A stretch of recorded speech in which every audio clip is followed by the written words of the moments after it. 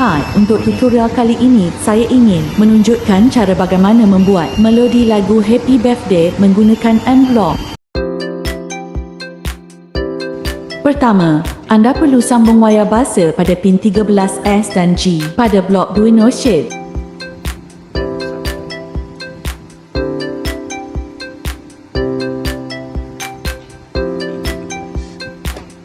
Dua, sambungkan wayar pada buzzer pin S dan G.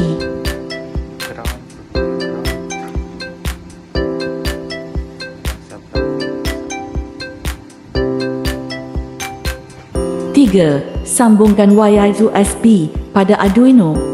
Empat, buka perisian mBlock pada komputer anda. Lima, ikut setiap langkah seperti di dalam video.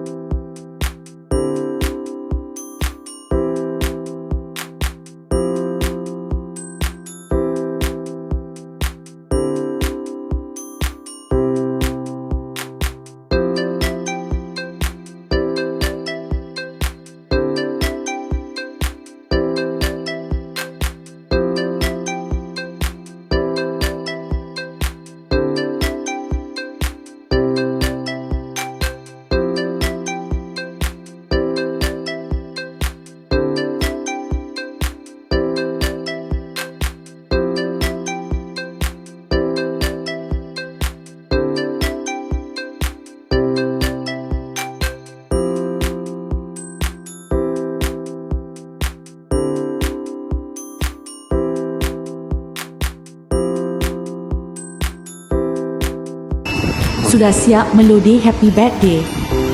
Terima kasih kerana menonton. Jumpa lagi di tutorial seterusnya.